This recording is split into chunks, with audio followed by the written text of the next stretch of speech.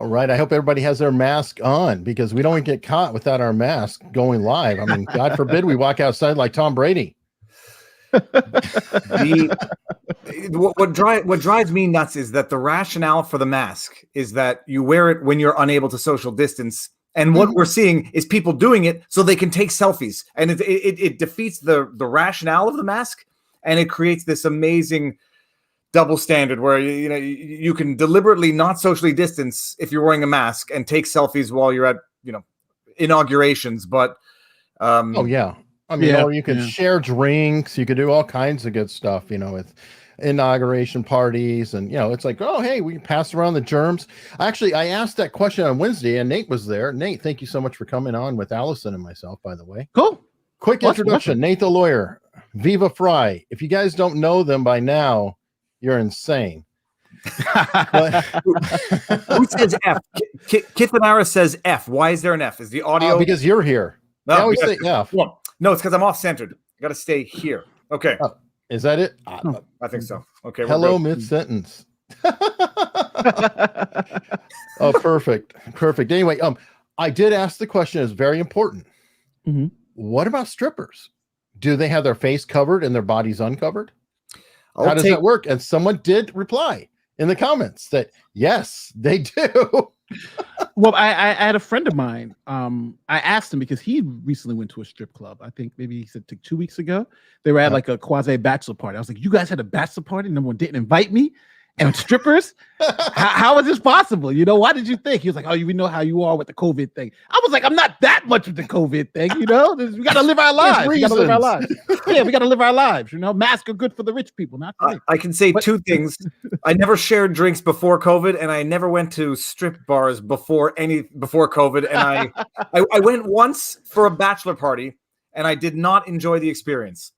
Yeah, but this was after because he actually got married and they were trying to do something. So I think the strip clubs opened up in Jersey. So, but supposedly that's what they said. They said it's just like everywhere else. The strippers just wear masks. You get the lap dance and they are just wearing a mask. You have to wear a mask, and that's it. I was like, okay, so it's really bullshit, right? It's because that's what it really is. It's really just bullshit. So. Well, have you guys seen the Tom Brady tweet I just saw it this morning. I don't know if it was already out there. I saw the video, which he had someone holding him. He was walking out. He looked extremely happy. That's the one I saw. Okay, well let's go ahead and look at what everybody's responding because he owned it. He said nothing to see here, just a little avocado tequila, which is kind of funny. He's owning it. But hold on, he's outside walking. Somebody's taking him somewhere, and he doesn't have a mask on. And people are angry about this? Yeah, look, I mean, and right down the line. Drunk. He's a role model and he's drunk because adults never get drunk. Where's the mask? Oh my God, you're drinking. Oh my God. And I've got one question. Do you think these same people will show the same level of outrage next player who beats their wife?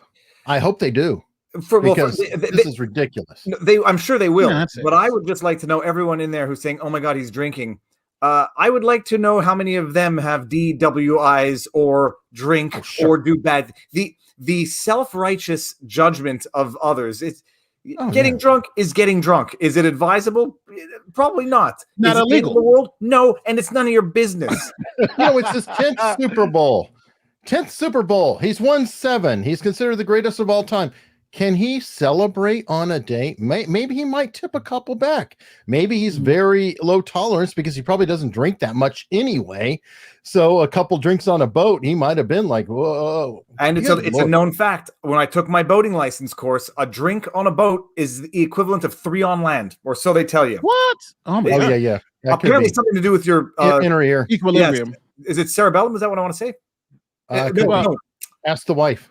My wife's not here now. That's actually my wife's a postdoc neuroscientist. For anybody who doesn't know, no, but what is it? It's your sense of equilibrium on a boat. A drink has an impact of 3 drinks on land. So they say when you take the exam, and if you don't answer that question right, even if you don't necessarily agree with the answer, you'll flunk because the boating exam is only about the risks of alcohol and boating.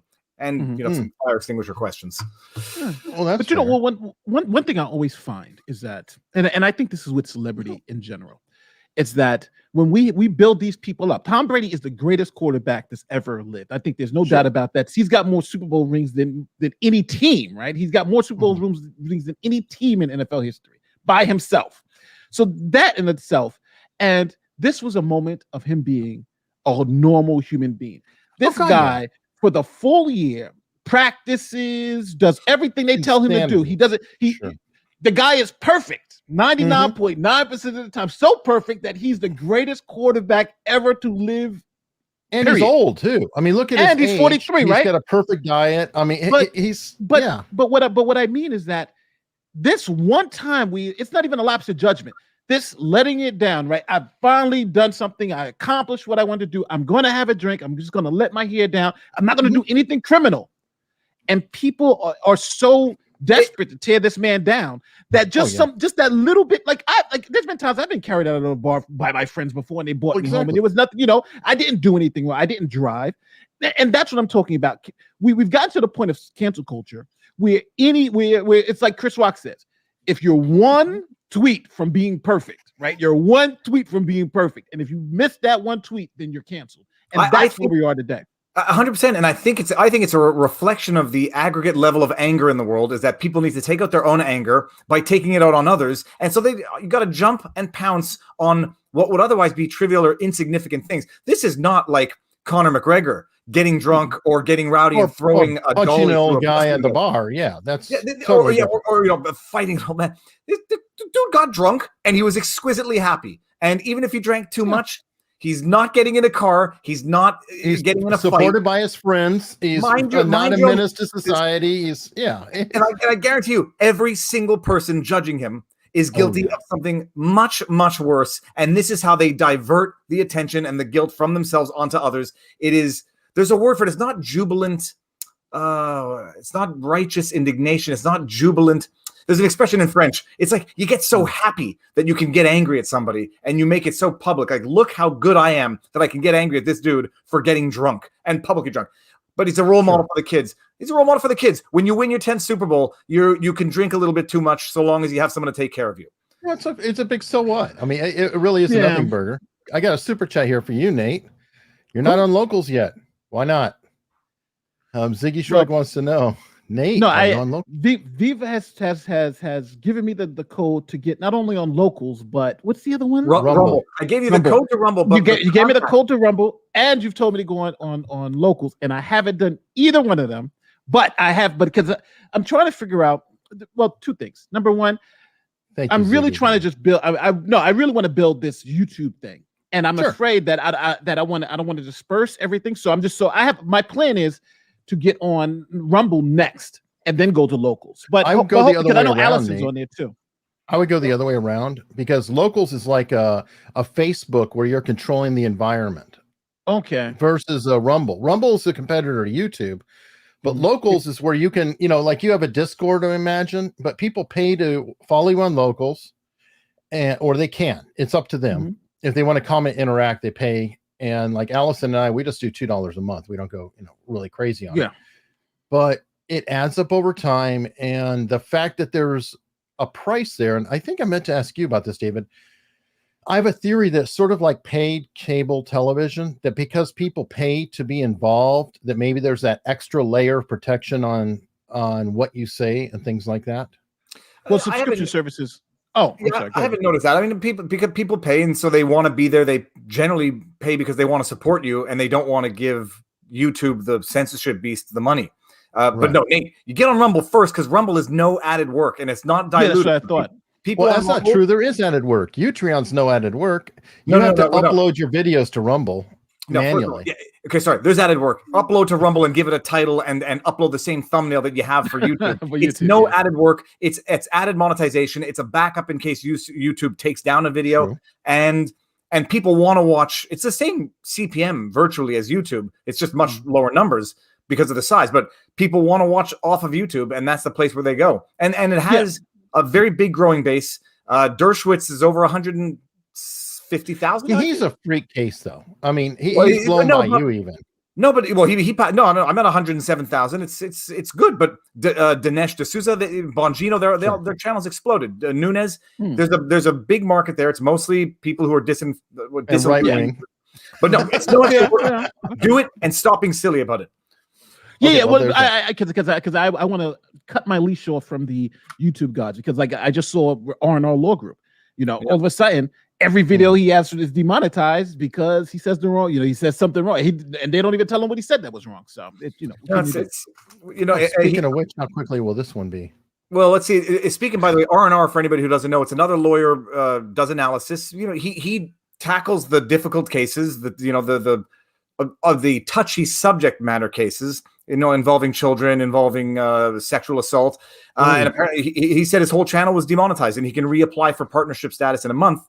And, he says, because some of the videos he talks about suicide and where YouTube says it can be incidental discussion to the main subject, but not the main subject. And it's like, you don't know what you can talk about. You don't know what you can do that will kill your livelihood. If that's what you rely on for a livelihood, it's a precarious platform to navigate. Oh, yep, limited. I just turned it on. It's instantly limited, guys. What do you put in your title? What's the title of this? Nothing too bad. It has your name in it. That's always bad. Catching up on law and culture. Let's see. Catching up on law and culture with Viva Frei and Nate the lawyer.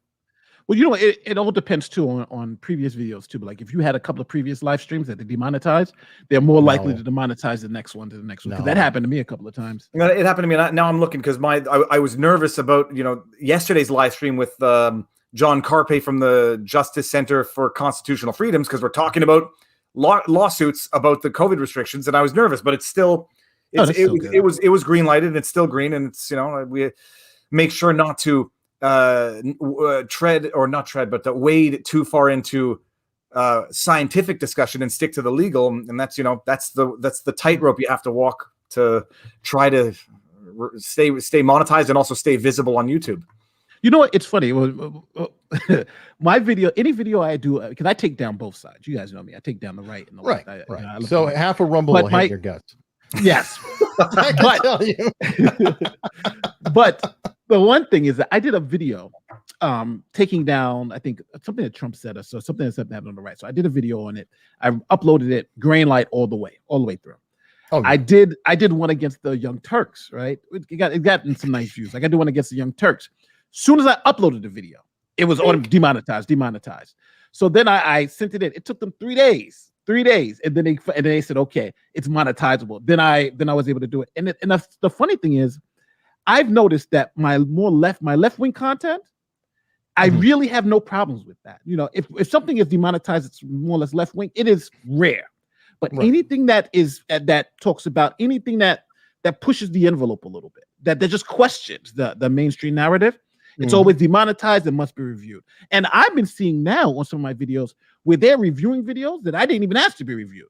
Like I got reviewed, reviewed by human. I'm like, why does somebody? And I'm thinking maybe people are reporting it or something. Yeah, that's what I think happens is, and especially with the Young Turks, who have probably a very active or proactive base. I don't know if that video was unlisted before it got demonetized and people saw it. Yeah, it was unlisted. So maybe somebody complains because they're diehard Young Turk fans. Well, but I think that Young Turks are actually filmed in YouTube studios. So there is a backdoor partnership. Yeah, they're always featured. I mean, it's kind of a running joke. Like, how is it that their videos are on the front page all the time, but for some reason their views are down when like Crowder just blows them out of the water? If you guys don't know about the YouTube studio, they have one in most of the major cities. So like say for instance, a channel like mine, you have to have over 10,000 subs. I think they raised it like 25,000 subs. You can go to YouTube studios and shoot your whole video and use their equipment. They have editors, they have equipment, but you have to give them 50% of your ad revenue. So that's the way YouTube studios work here. So, but I don't. I've never heard of. We don't have YouTube studios in Montreal. I think the nearest one is in Toronto. But what was it? No, what was I going to say about the demonetization? The funny thing that I noticed is a lot of the live streams where we talked about. I won't even mention the word, but when we were doing the election leading up to and talking about a lot of the issues that came up, some of those streams were demonetized. The highlights where where someone was criticizing certain lawyers or criticizing certain strategy. Those all remain green lighted without a problem. And it's only a few of my subsequent analyses of lawsuits which maybe are more on one side than the other that get subsequently demonetized. And I genuinely think it's people report them afterwards just as part of to be irritations. And then when you ask for manual review, they just they literally have a checklist. Are these words in it? Is the name of this lawyer in it? And not mine. I'm talking the notorious lawyers. If their name's in it, sometimes it just doesn't matter. They're going to demonetize. Well, you have a major fan on Twitter who likes to tag Nate and I all the time when he snipes at you. No, I don't follow I don't follow mentions or tweets on Twitter, but I occasionally see responses. But it's good. This discussion is good. It's there's nothing wrong with it so long as it remains civil. Well, I just think it's funny because Nate and I are. I'm like, what? Have you noticed that one, Nate? I never. I have sometimes. I didn't turn mentions off ever. I never even knew that you could turn mentions on, so I never knew. But now I don't. I just occasionally search for my name to see what other people are tweeting. Yeah, sometimes. Yeah, it's torture, psychological torture. We've got it since we're already going on Twitter. People have posted in the comments. I think you guys did earlier. I'm confused on whether Veritas is off of Twitter and James O'Keefe is on Twitter or off. I think James O'Keefe was taken down off of it, then back on it. But people are saying that Project Veritas is off Twitter now. That was my understanding. I just saw a tweet from Barnes who said Project Veritas has a permanent suspension from Twitter, which is Orwellian newspeak for ban. I mean, what the heck is what is a permanent suspension? That is permanent suspension? It's like a flat mountain is what it is. It's like it's a ban. It's conceptual impossibility. Yeah.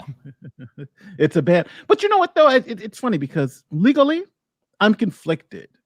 I'm conflicted legally because they're a private company, and okay, if they're a private company, they can ban whoever they want. Fine. But on the back end, there's some legal protections that they have. And those legal protections are, or in other words, a 230 protection. As the caveat to that is that you're supposed to be an open source platform and allow for that type of discussion. So so on one end you're like, okay, it's you're doing this, but then on the other side you still have the protections. So I think that's the big issue that we have to do it. Yeah, you can't have it both ways, and I think that's kind of what the problem is with Twitter now, is that by banning these, because you can just line them up. A lot of the right wing ringers are being banned in wholesale. Like right now, it's just like the Great Purge, but there's no responsibility on the other end. At what point now do you become a publisher, right? They are tagging some of the hardcore left wingers now. Yeah, I think it's because they're no longer useful. But that started to come out that like some of the more Antifa supporters and things like that are starting to get pushed out themselves. So there is that aspect of not following corporate. It was in the Time article. It was in the Time article that this was you got all of these small organizations working together for a common goal. It was facilitated, and the goal has been achieved. Now they can actually get rid of the liabilities. It's as far as I'm concerned, it wasn't even a Barnes suggestion. It was my theory was they were letting a certain lawyer go well beyond a line that they had drawn for others because it served a certain purpose. And once that purpose was served, then they banned him. Temporarily suspended him or permanently suspended. But Nate, I think if they, Project Veritas, I suspect is going to take the Steven Crowder route and the Candace Owens route, and I suspect they're going to go after Twitter for some form of false or deceitful business representations, deceitful business practices. Well, the trick is that with Crowder, he may have a case because he was buying advertising. And I think he's going after contractually through the advertising angle or whatever. I don't know if you can really get them directly as Veritas buying ads on Twitter. Like if you're buying ads, then you have another contract. And if they're bearing the same content that you put an ad on or something, then maybe, I don't know though. No, but I would go for deceitful business practices. I appreciate they're going to have their terms of use that are probably going to be drafted in the way that we can terminate you for whatever reasons we want, whenever we want. But there has to be an angle where, notwithstanding that, warranties and representations that they've made, they have to respect, and they have to have. It's going to take someone to test the reasons for terminating or permanent suspension to make sure that it's not just private enterprise as it may be, that they respect their warranties and representations. Yeah, I at the end of the day, though, it's still I think most of these cases, and it just I hate saying this. But for the past 2 years that I've been doing this, looking at this, none of these cases have been successful, right? When was the last time you heard of a Twitter case or Google case or Facebook case being successful? No, they're all more or less thrown away, the right? Patreon case is the closest I can think done. of. No, but The Patreon case with Owen Benjamin. Yeah, and that was strictly because of a poorly drafted contract, which created a recourse for arbitration that was going to be costly and strategically disadvantageous. Disadvantageous, but none of them worked. PragerU didn't work. No. Who was the other ones? The Tulsi Gabbard. Tulsi Gabbard on YouTube. I think the LGBTQ they did it. They sued. Yep, and none of them worked because they were all going for the constitutional analogy arguments, which we now appreciate the courts are not going to go for. So pick another strategy. I think deceitful business practices and false representations, false inducements. There has to be. But that was PragerU. That wasn't PragerU's lawsuit about deceptive. All those lawsuits also added deceptive business practices. It's just the problem is that I think right now the law is so strongly with these social media groups, especially under 230, that you really can't. That if right now if I'm trying to sue Facebook, it's almost impossible unless you get 230 to be changed. And I think Crowder's suit is a dud. I think, and not to say that I don't think he has legitimate claims. I just think based on all of the lawsuits that we've seen, his there's nothing different, I think, about his than Candace Owens' suit, or you know what I mean? It rings the same thing, and I believe the same motion to dismiss is going to be filed and it's going to be thrown out until they change 230. What about if I'm curious here, because YouTube has put out that they can run ads on anybody's content now, any creator. Yeah, correct. Now, I don't know if this is happening or not, but it'd be really interesting if people were really monitoring it. And let's say we're all demonetized and then YouTube runs ads on our content that they demonetize. Maybe there's a contractual thing that can come out of that. The fact that they kick us out, but then go make money off of our backs anyway. Again, you go deceitful business practices, unjust enrichment, notwithstanding, an unjust enrichment in the absence of a contractual relationship. When they say you're being demonetized, and yet we're going to run ads. I mean, that is quintessential. If it happens, enrichment, or it's penalized. It's basically fabricating a reason to steal money from you so that they can pocket it all for themselves. And there's no doubt people are going to be following this. So we'll see, but 100%. Or flip side, we've seen out of Canada now, you can sue Twitter for defamation outside of the US. So there might be arguments to see who's going to take Twitter international. If Twitter does something that tarnishes Project Veritas's reputation in Canada, and the damage is sustained in Canada, there's a precedent at the very least to create some additional exposure. Take Twitter to court in Canada where they don't have the 230 immunity. Well, get Ezra on it, because I'm sure that Ezra will publish anything from James O'Keefe. Well, there would be a decent enough claim, and Project Veritas, has finances to get lawyers, so they don't need to. And not that Ezra Levant is not the one who represents; he has his own counsel. But Project Veritas will find counsel. It won't be hard to find quality counsel if they want to explore creative means to try to stick it to them. I think that I'm sure that a partnership could probably be arranged. They seem to be fairly like-minded. In my opinion. The only major risk, which might bring us into the next subject, is the risk of cancellation for any attorneys who dare represent Project Veritas in Canada. They might get, harassed, doxxed like the lawyers representing Trump. So, if you can't win in court, get the social pressure to, alienate any lawyer who would otherwise take the case for an unpopular client. Well, while we're talking about being canceled, I want to jump in. I want to have more fun with the pop culture stuff, or, that's why I wanted to start with Broady, or I'm getting a little bit of Trump fatigue, a little. It's still fascinating, but I cannot cover the impeachment. I mean, my wife said, well, you're going to do a video on the impeachment. It's like, I'll talk about it during the stream on Sunday. I want to puke watching this. I want to puke listening to these people who are getting paid hundreds of thousands of dollars a year, who are worth tens of millions of dollars, waste 4 days fighting over what is, it's a hands down unconstitutional impeachment. I'm going to say it right now. I think everybody agrees that he's going to get acquitted. They're just wasting time, wasting money. Americans are begging for $600 to $2,000, and these multimillionaire nincompoops think that this is a better use of the time. I can't do the impeachment anymore because it makes me angry. Well, it makes me think of, do you guys remember a few years back when they were running the steroids trials? in Congress. Steroids in baseball. Oh yeah, baseball. Yes, And yes, I'm I like, remember that. realistically now, how important is whether an athlete is on steroids playing baseball to, let's say, balancing the budget or making sure that COVID, think of everything that's going on right now. We have fights over whether people are getting COVID checks or they're getting any kind of relief. Oh no, we're not going to worry about any of that. We're going to be busy prosecuting a president who's no longer in office.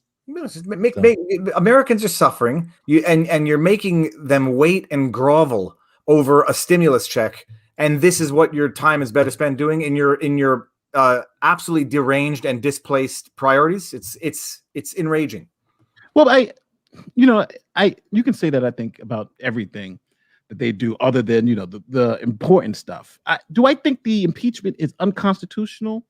I don't think so, because it's just a purely political process. But do I think it's unwarranted? Yes, I agree with you guys, where I think this is taking a lot of attention away from things. You do need checks, you do need stimulus, you do need these things, and these things could have been taken care of by now. But you spend 4 days at the impeachment. But I also have to say is this is the process, unfortunately. This is the process of the Constitution. It allows this to happen, allows it to go on. And unfortunately, we got it's something that we have to live through. If we don't like the way these people are running the government, we can vote them out. But that's not going to happen, right? Because everybody's going to continue to vote in the people who they like, and they're going to continue to do this stuff. And that's the one thing I'll say, even with Trump fatigue, that's the one thing that was good about Trump, is that he wasn't this regular politician. It wasn't the same thing every single day. It's exciting. But I also think at the end of the day, this is just all political theater, right? That's all this impeachment trial is. It's all political theater. There's no way that anybody can tell me that you can have a really fair hearing when the victims of the assault are the jurors. And for the past 2 days, the Democrats were able to re-traumatize them, right? Look at the videos. Look at you. Isn't that you, Mitt? Weren't you running from the mobsters? Here's, Pence. He's running with his family. They were able to re-traumatize the jurors and get this emotional campaign to try to make them convict, not based on really the facts, but just based on the emotion, which I think is a great tactic in a political trial, but wouldn't be fair in a civil or criminal trial. So, it just is what it is. We have this procedure that's purely political theater, and the Democrats are using it to the best of their advantages. I think this trial is more not to get President Trump out of office. Not to disqualify President Trump, but to destroy whatever legacy movement that he's going to have. That's what this is about. All it's doing is pissing people off, though. I mean, what somebody... it depends on which side you're on. Well, actually, no, I think it's going to piss everybody off. I think it will universally piss everyone off, because guess what? All the Trump people are pissed off that it's happening at all, and all the lefties are going to be pissed off when he's acquitted. So 100%, everybody will be pissed. I disagree. I think the lefties know that he's not going to be acquitted. I think all of them know that. All the lefties I talk to, and I do speak to lefties all the time, and they're fine with it. Then what's the point? They are fine with him being acquitted, because they believe the Republicans are corrupt. What they want to do is expose that's the thing. Now they know he was going to be acquitted the first time. No, they still voted. They wanted him to be acquitted this time, but it's just the process. I understand.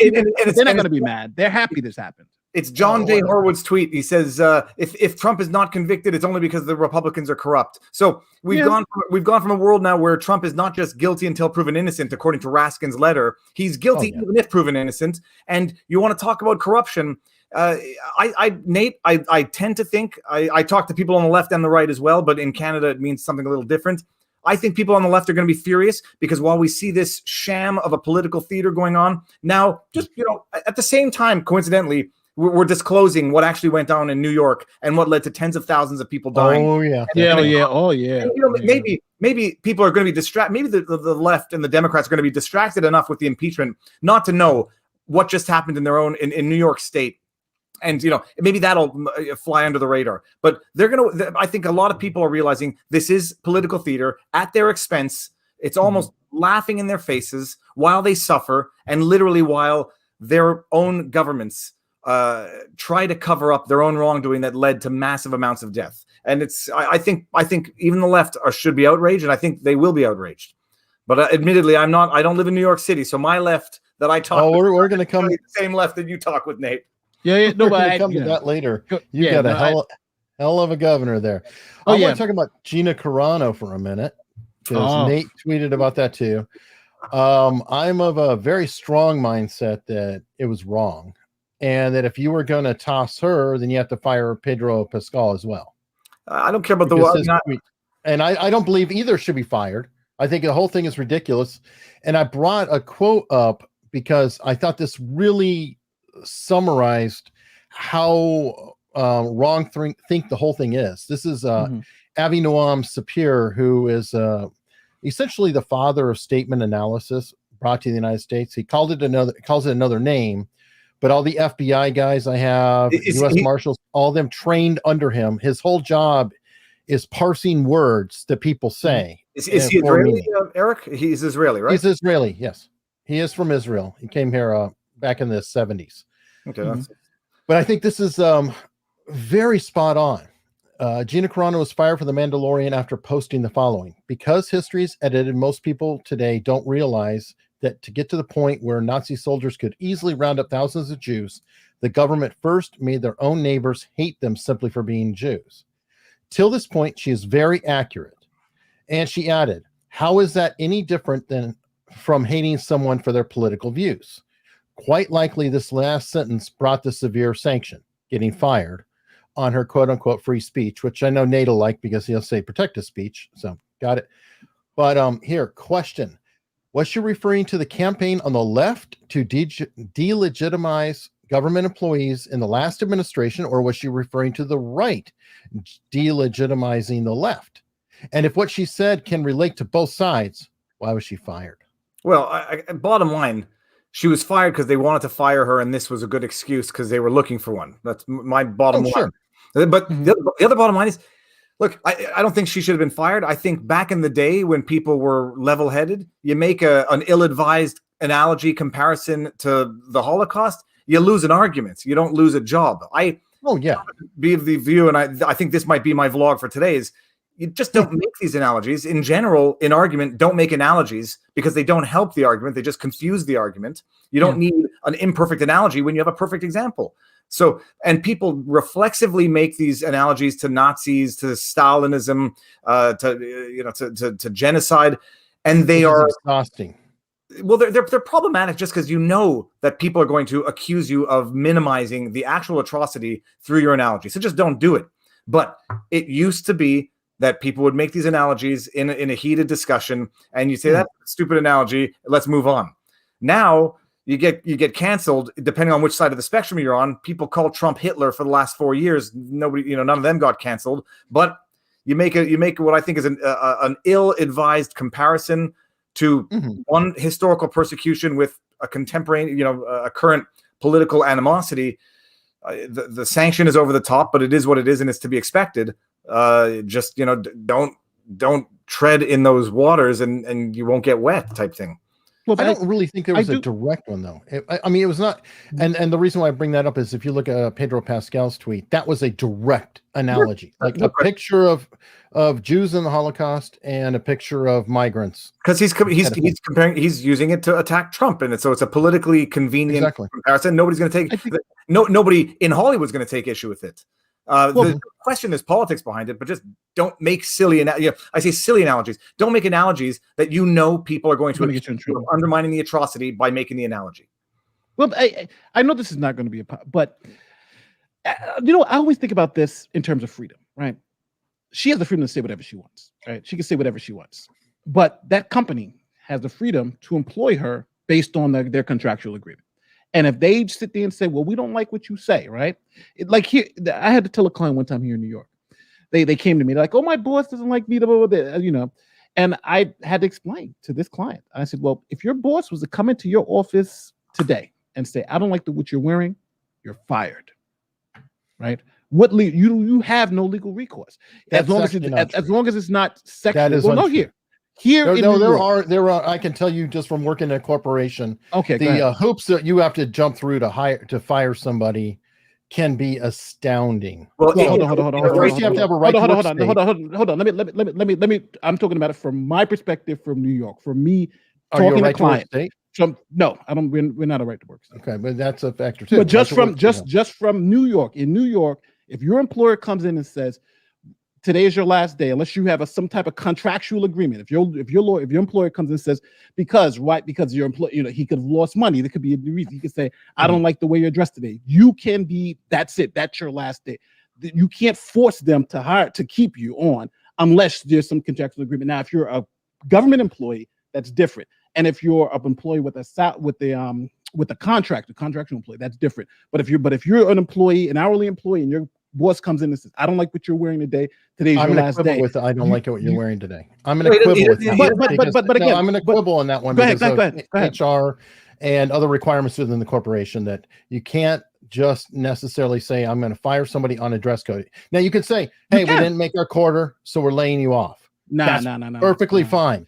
But as far as what you're wearing, things like that, I'm telling you, you're wrong. Unless they're saying you're wearing something that's, you're wearing a hijab, so I'm firing you because I don't like a job. That's different. But just saying I don't like the way what you're wearing or your uniform or whatever, they could it's possible here. Termination without cause. I looked it up. I forget. Termination without cause. Yeah. It was the reporter who lost her job. I forget. I did a few videos on it because it's where I learned of the nuance between a right to work state and a non-right to work state. Certain states are not right to work states that are right to work states. You can't fire for no good reason. The non-right to work states, employer can do what he wants. There's no obligation to keep on an employee. Now, whether or not any employer would say, I'm firing you because I don't like your clothes, he would just say, of course, pack up and goodbye. Unless you're unionized, unless you have a contract, unless it's firing for a protected reason. But, exactly. But they could fire her. But I'm saying that because their reasons for firing her, whatever they are, that they don't like this and they want to keep Pedro Pascal on. Okay, whatever, that's their freedom to do. They can do that. But I also think, when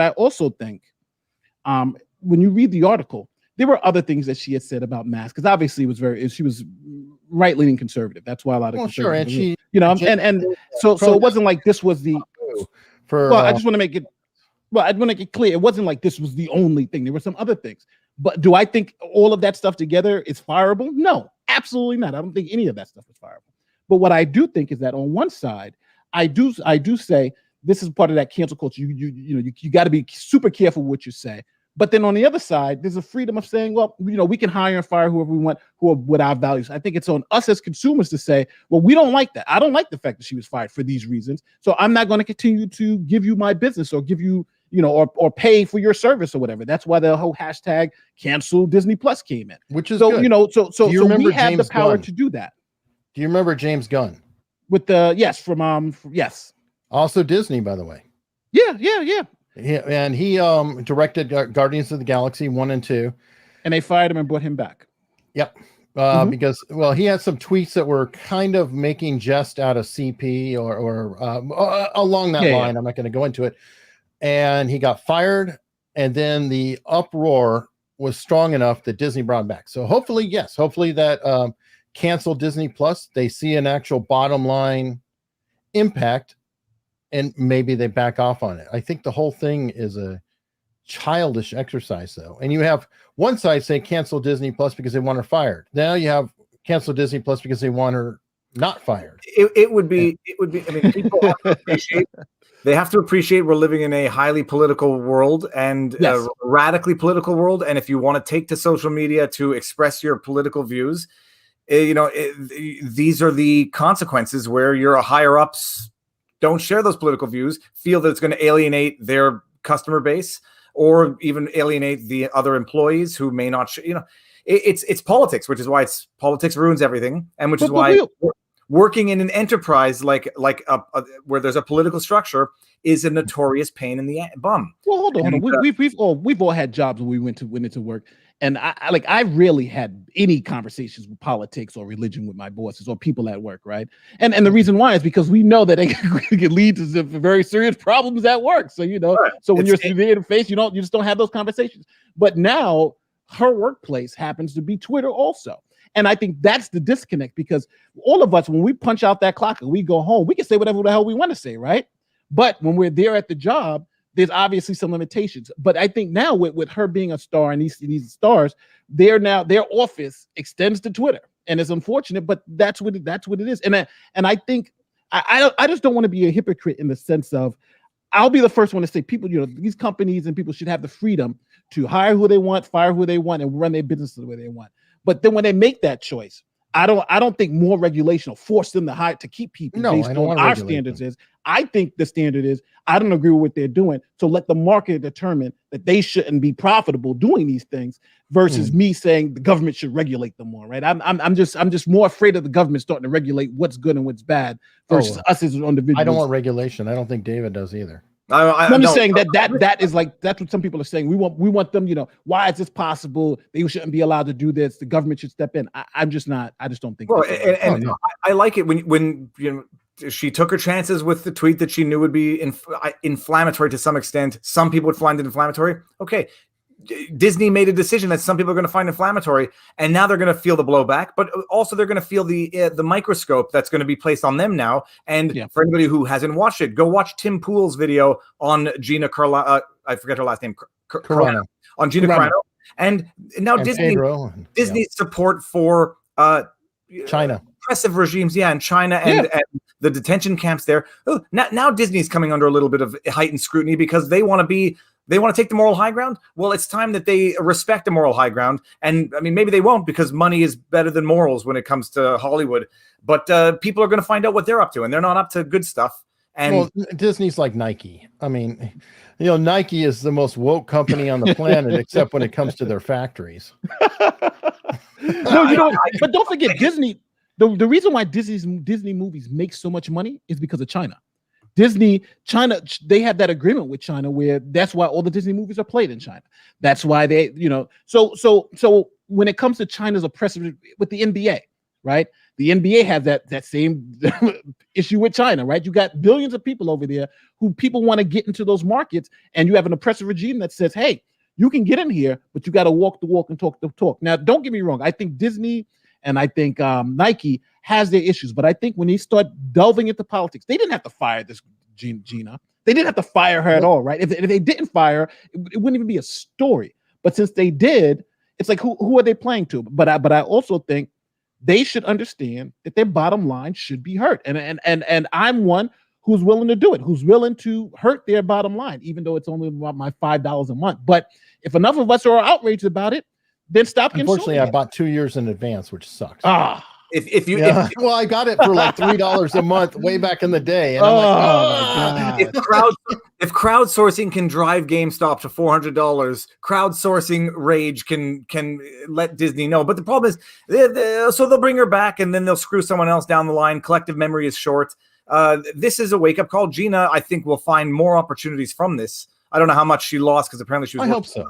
Yeah, and you know what? I hope it's beyond the Hallmark Channel, because that seems to be, where any person who leans slightly right or conservative and is open about it winds up on the Hallmark Channel, like Dean Cain or, all these other people. And that's a shame. I mean, I do think maybe there needs to be other outlets. Tim Pool was also talking about that in his video.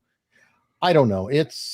And for people calling Tim Pool a partisan hack, someone can be a partisan hack and you can still learn from them. So you can watch. You don't have to watch Tim Pool religiously to watch one video on one subject, which you'll learn from, even if you dislike the individual. I have learned stuff from Legal Eagle. I don't dislike him, but I do think he's got political issues, but I can still learn from him. Yeah. I just have to know where I'm learning fact and where I'm maybe seeing spin.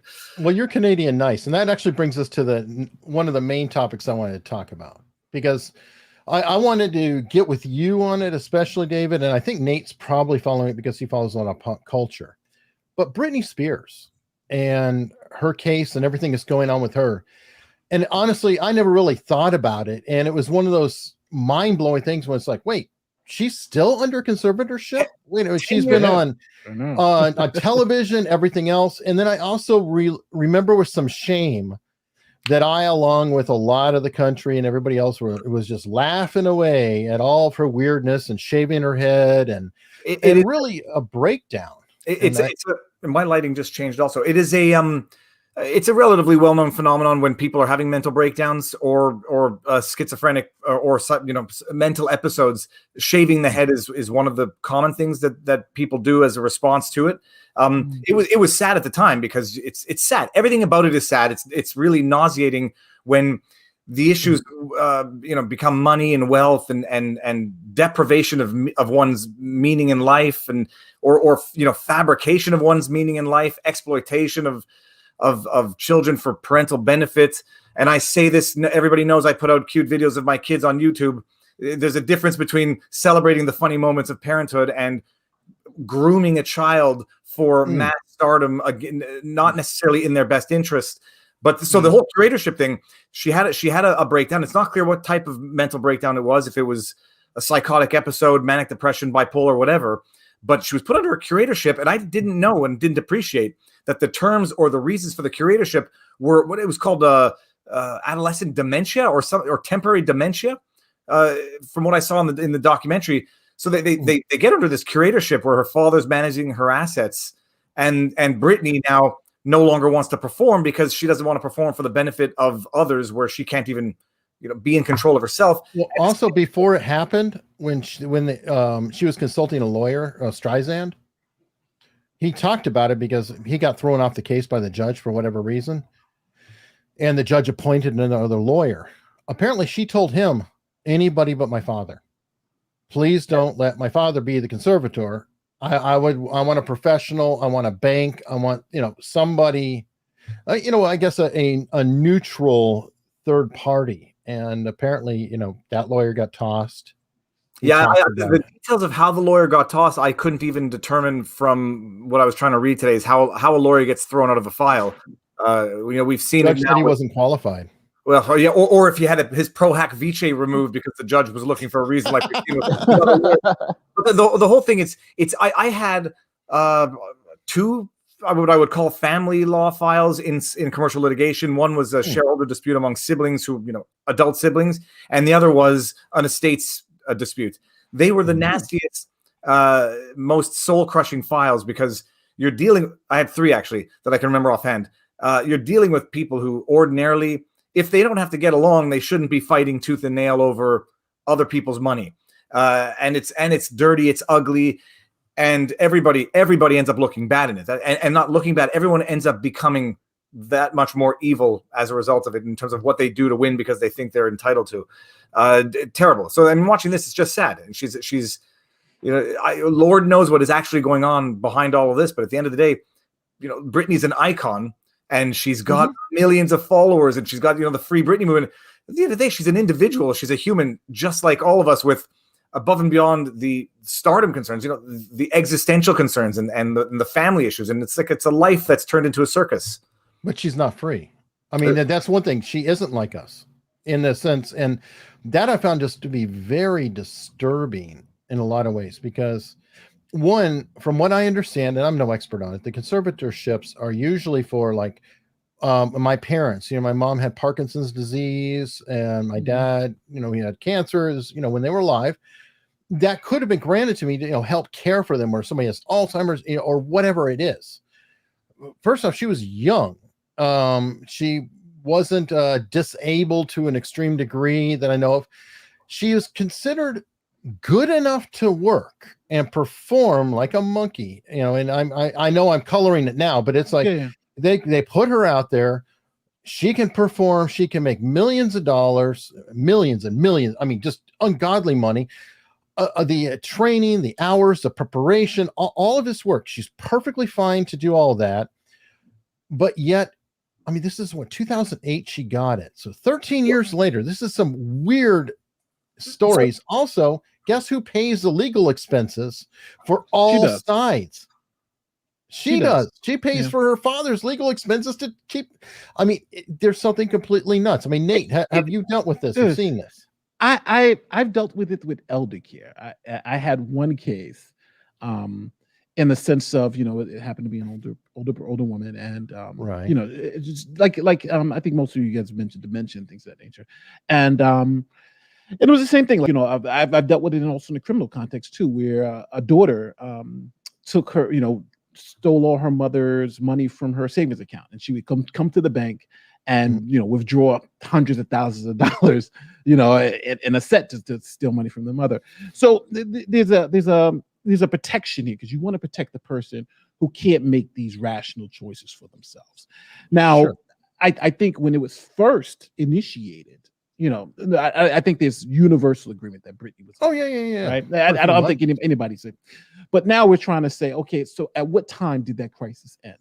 Is this some type of, because we don't know, she could have an illness that is precipitating that just, that's not going to go away, that she's always going to need this type of care or this type of conservatorship, or it just may have been something that was put in place because it was working for a long time. It's eventually she woke up and said, hey, we don't need to do this anymore. So again, without really knowing the finer details, I would say this. I think the father just lost, right? The father lost. No, she didn't lose. Father's still in, but she doesn't have exclusive conservation. What the word? Right. Somebody got added to it. Well, there's a professional firm who's also getting paid from the estate. It's first of all, you don't want to puke in your mouths a little bit. This is what we call the dirty incestuous relationship of law. Everybody involved has no interest in resolving the dispute. The lawyers have no interest. The parties have no interest. Mm-hmm. The only person who has an interest in resolving this is Britney. I do want to say this though, because what you're saying is true, but not for all cases. Because I don't want people to think that's in all cases. This is a rich person case. So, like I was pro bono when we were taking care of our cases. Both those cases, I took care of pro bono. So it wasn't like I didn't get paid a dime. Even though this person had hundreds of thousands of dollars at stake, it was because this woman was being taken advantage of by the system, and we were saying let's free her from that. And unfortunately, she passed away.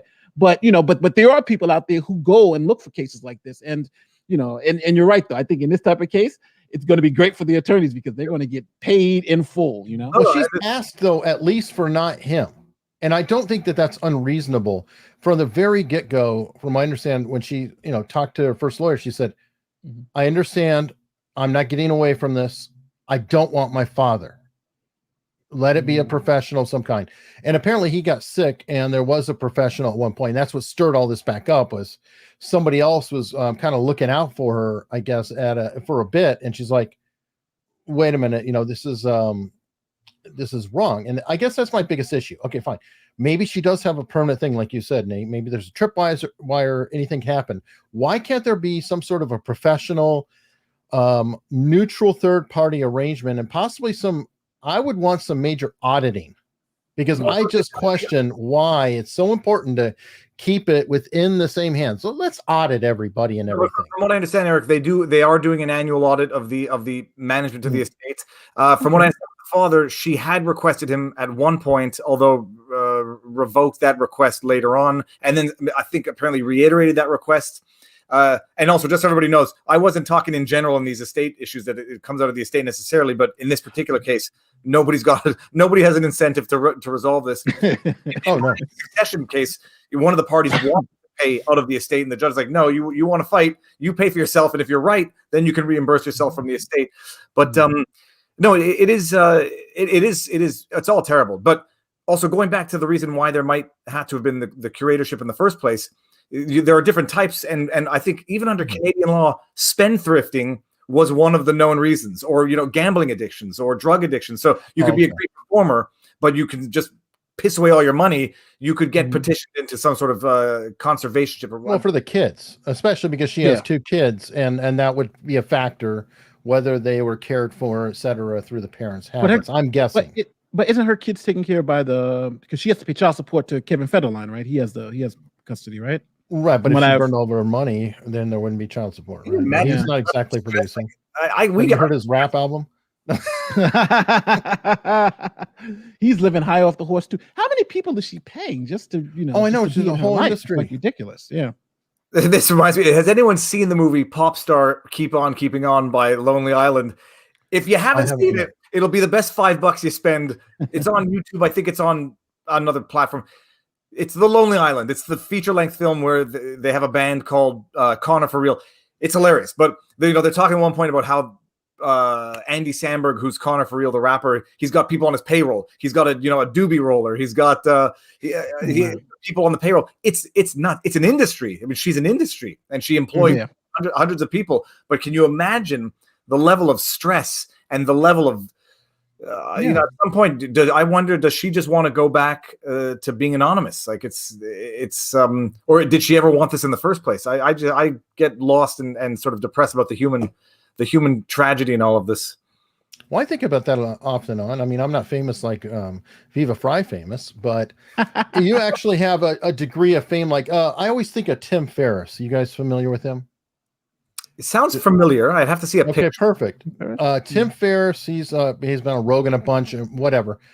He wrote the 4-Hour Work Week, major bestseller. He could go to any convention and everybody be like, "Oh my God, Tim Ferriss is here." But if he left the convention that he went to across the street to the Circle K or whatever, nobody would know him. That to me is the ideal amount of famous, to where you can situationally be well known in an environment like David. You're starting to get recognized. I saw someone park their car on my street, and I said, "But be careful, because it's 2-hour parking here, and the local security are notorious." And they said, "You're Viva Frei. I love your channel," which was funny. and I'm holding that obese little puggle over the sewer so she can do her business. Maybe not my best look, but no, it's interesting. Cernovich wrote an interesting piece on this.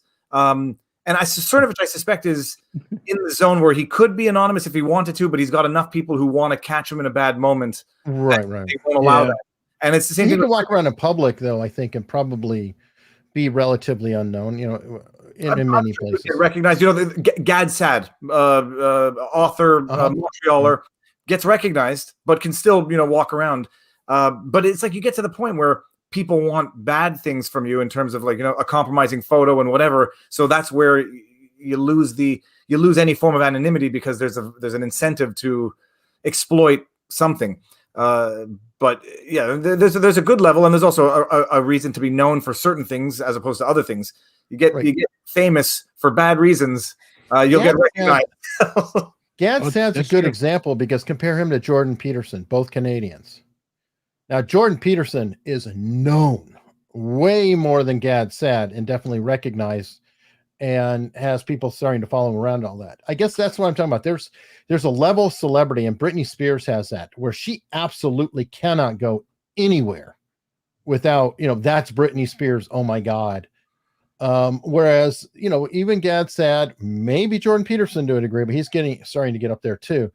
They can still go and be relatively unknown. They go to another town, whatever. They go to a B&B, different things like that. And I think that's a cool thing. But I would fear living like Britney Spears or Angelina Jolie or, any of these just mega stars, because that level of celebrity is 100% inescapable. And it's a liability. I mean, it's why they end up invariably in gated communities and isolated, and isolated to the point where they actually, I say this non-judgmentally, it's the same thing with politicians. They actually lose lose memory of what it was before. And it's a curse and a blessing and a curse. Yeah, but again, it's if I have Angelina Jolie type fame, also that hopefully that'll also come with some type of monetary, because again, then you become a brand, right? And then now you could sell things. Now we're talking about, you're living a different lifestyle than I'm living at this particular point in time. So I do think, like, personally, I wouldn't want that type of fame, right? I do like going outside and being able to have that freedom. But I think most people who get to that point in time, or get to that point, either they understand what it comes with, and they understand that it's both a gift and a curse. Because there's not too many people who, when they get to that level, say, I never wanted any of this. I didn't do anything. Very few. And the people who do, Angelina Jolie. I remember watching movies from her. When she was trying, I'm trying to get there. I'm trying to get there. So sure. I have less sympathy for those people who worked for that thing, and when they get there, it's like, oh, we have these other negatives to it. But again, that's what you accomplished your goal, and now unfortunately you got to live with the consequences. Well, here's the problem: you don't know whether you want it or not until you get there. And then when you're there, you can't escape it, because guess what? You're there. No, but that's true of everything. And I'm looking at Jim So 11568 says the golden cage. At the law firm they called it the golden cage. Yeah. It's you become a partner. Whoop-de-doo, you're making $350,000 a year. Whoop-de-doo. Now you have to go to these functions. You have to drive a fancy car. You have to pay for the fancy car. You have to have a second house. So good for you. You are now handcuffed by your success. Where the freedom to freaking go fishing one day is there's both have ups and downs and pros and cons. The only thing is, you get to Angelina Jolie levels, you get to Britney Spears, you get to Carey, what's his first name? Not Jim Carrey, John Kerry. You get to the point there where the success becomes something of a form of hypocrisy. Where of course, I need a private jet to fly around, but other people don't have to take public transport because it's greener type thing. And then you have and not to make it political. What's his name? The Cheers guy on the boat, extremely good looking. Django, come on. Jamie Foxx? No, Catch Me If You Can. Leonardo DiCaprio. Django. Django Unchained. Okay. Yeah, Django Unchained. They go. They're going. They want to raise awareness for global warming and all this stuff, but they're so famous they can't take public transport to get there type thing. It's the paradox of success. Oh sure. Let me see. Got a super chat here. Poor Britney, her collapse is no different than most other celebrities, except she had the curse of a clout chaser parent who had an eye on her money. And that's not completely uncommon. But hey, now, in fairness, though, folks, I do need to get a little more famous. So please subscribe. I'm not saying don't subscribe or pushing away all fame. I'll take a little bit. So give me that subscription. Give me those likes. Please. 458 people watching. There should be 458 likes. Speaking of which, let me go and give this a like right now. Boom! Yeah, I haven't liked it myself. There it is. You got a 25% thumbs up ratio of the live viewing, which is great. Awesome. This is amazing. Like it's what I find fascinating about the internet is we've fallen into this niche or this ecosystem of exchange of ideas. So hopefully it lasts a long time and doesn't get stifled by the powers that be who want to control the discussion. But it's an amazing thing, like that we can do this, and that we've Eric, we've never met in person. Nate, we met. It's going to be 1 year ago because. Well, yeah, right before. Oh yeah, my daughter's birthday. You guys came to my daughter's birthday party. That's true. And, wow, that was a year ago. It was a year, and I know also because I got shingles when I came in New York when I was there, and it still hurts me. I agree, Thomas. That's perfect. I want just enough fame to own a private jet. So I become a Baptist preacher or become a prosperity gospel. Then I couldn't look at myself. I already have enough trouble. I think I wouldn't get to a point where I would even have a second card. You know what comes with a private jet? It's like $50,000 a year contract. You have to have employees. You have whole crew. Yeah. You know what's nicer? A Winnebago and drive across the country. That's what I want to do. But it's always good to say, hey, you know what? I want to go to California today. Heat up the jet. I'll be there in 5. It's being able to be that rich. Well, Jay Leno's a great example of that because I don't know if you guys knew it. Even when he was doing the Tonight Show, he was still touring, or he would go do gig after gig after gig, corporate gigs every week, no matter what. And he had his own jet. Now, this guy, he was like, okay, he could go fly to Nebraska, do the thing, and then fly home that evening, just like he was doing a second job. So it sort of makes sense if you're at that stratospheric level where, he's making $100,000 a night. He drops $10,000 on the jet. That's a bargain. He gets to sleep in his own bed.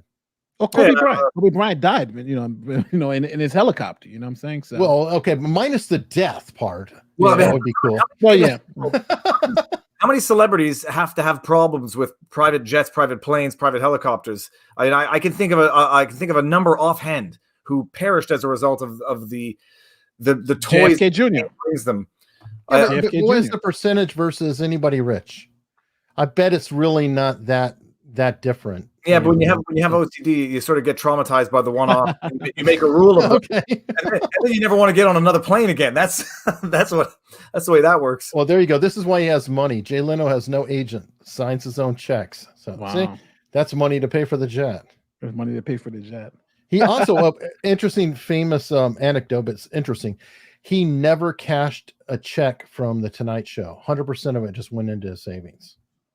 All of the money he's lived on, all of his cars, everything else has been from his stand-up. Wow. That's amazing. So you kind of have to respect that in some way. So it's like, a lot of people beat him up because of late night wars and everything, but he's probably one of the hardest working people. That was one of the worst mistakes he could have ever made, leaving the Tonight Show to do the 10 o'clock show. That was like ridiculous. Like they forced him out though. You're the king of late night. Brilliant. It was brilliant because they forced him out and they said, "Hey, this is going to Conan." He's like, "Well, okay, what am I going to do?"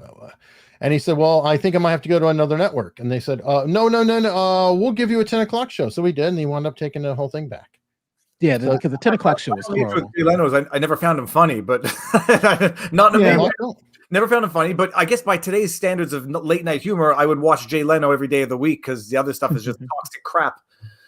Oh, well, yeah. Colbert doesn't even make jokes. I saw Trevor Noah live back when we lived in a world with live things. Everything except for the political stuff was actually somewhat funny, but it got political. It got so cringy. Yeah, it was. But who I think who I think is probably the best political comedian out there is Dave Chappelle, because he has a way of giving it to both sides equally. Right, like when you leave a Dave Chappelle, you'll hear him talk about the left crazies and the right crazies, and then you'll come out and you'll be like, "What the hell does he think?" Because I think that's the way. If you're gonna do that type of show, you have to be able to give a nice little balance where you understand both sides make their mistakes, and if you're just pandering to one side, then you lose. Like a lot of these late night hosts, I think lose half their audience because they're just not balanced. Well, my theory now is that good stand-up comedy is actually not comedy. It's modern-day philosophy. And Dave is a modern-day philosopher, and there's no question about it. And the best comics are basically philosophers until they get caught up in some... That goes back to Mark Twain. Now, I mean, the Mark Twain really would be considered the first stand-up comic, and he would just go out and do essentially an hour-long set of essays in public. So that makes a lot of sense. And why we have the Mark Twain Prize. Maybe we've just come full circle.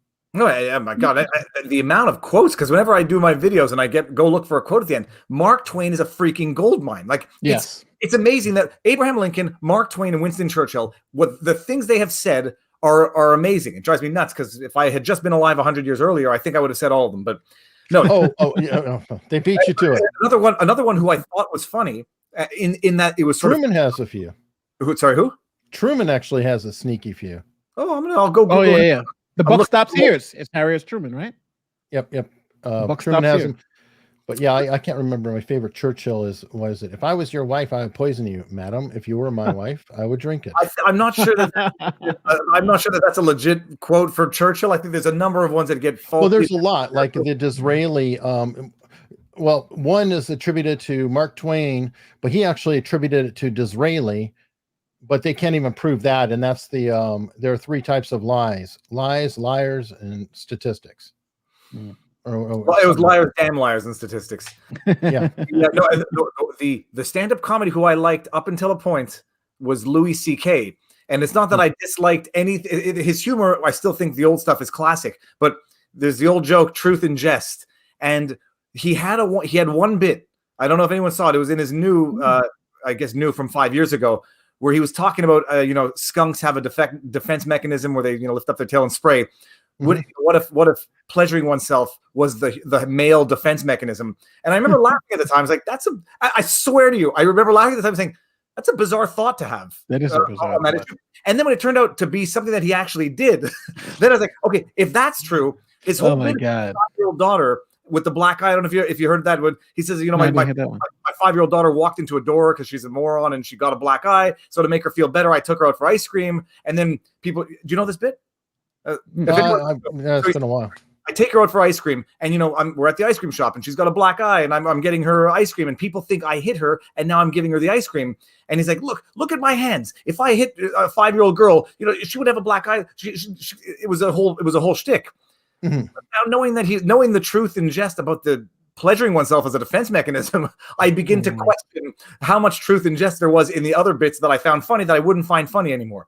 But it's funny you talked about that, and that actually made me think back to Steve Martin in the 70s.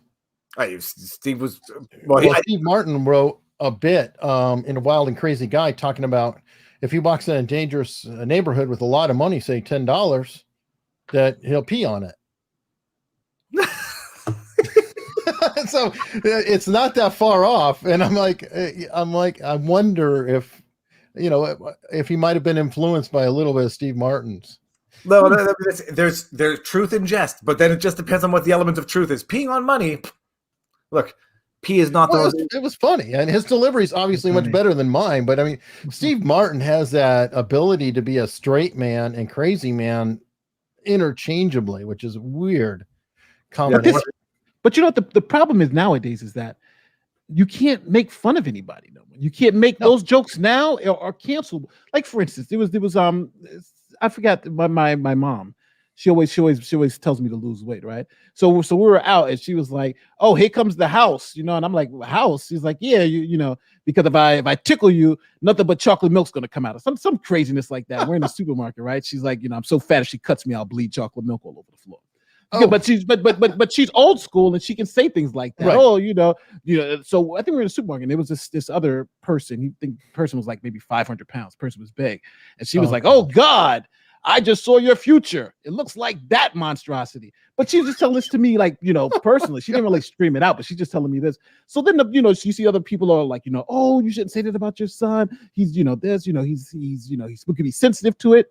And I was just thinking to myself, I was like, you know what? We've gotten to the point where my mom, this is the way she's trying to tell me to be more healthy, to lose weight. And she's doing it in a way where they did it back in the 60s when she did it, right? So I understand she's not doing it to make me feel bad. She's just doing it from the position where she understood it from. And I take it from that. And I take it not to be malice, but to see other people trying to be my superhero and take it on for me. Like if I was like, if I was a child, white knighting. Yes. If I was a child, no, but it's the funny thing is if I was a child, I would understand that. Right. But I'm a grown adult and, and we're having this back and forth. So I don't need to be protected from my mom because I understand it. And I think that's where we're at now is the fact of the matter is people can't take a joke. You can't make fun of someone's weight anymore. Why? Because you're fat shaming them. You can't make fun of someone doing something dumb because they may have something. So it's kind of like I feel sorry for these comedians. Yeah, I feel sorry for these comedians because right now you're living on a knife edge. Anything that you say could at any time destroy your career. Well, it's worse too, I think because it used to be they could be in a club and they try out the material because in order to find the funny, they have to go pretty sharp on the edge sometimes. And if that's done in obscurity, it's like, okay, and they know when to back it off a little bit. And then all of a sudden they have a Tonight Show routine. But now everybody's got a phone that's videoing them. And so when do they work that material? Because they have to take those chances. They have to get offensive sometimes in order to dial it into that point. I mean, it's like a weird tuning. Joe Rogan was actually, I don't know when he was talking about it, but like, it's not a time to be a stand-up comic. And you saw what happened. Mm-hmm. It was what happened with Michael Richards way back in the day. That was the start of it, I think. But humor has been destroyed. And I'm looking at one of the comments here. Can you see PGTMR2? He was born a poor black child. Oh, yeah. That's Steve Martin. Oh, yeah. The Jerk. The Jerk is a classic. The Jerk is a classic that you could never be made today. You couldn't make it today. No, you couldn't run it today. Make that today. No. Or Blazing Saddles.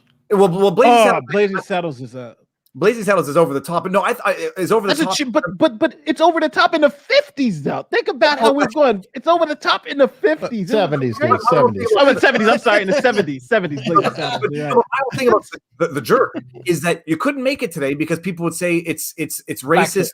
Oh, yeah.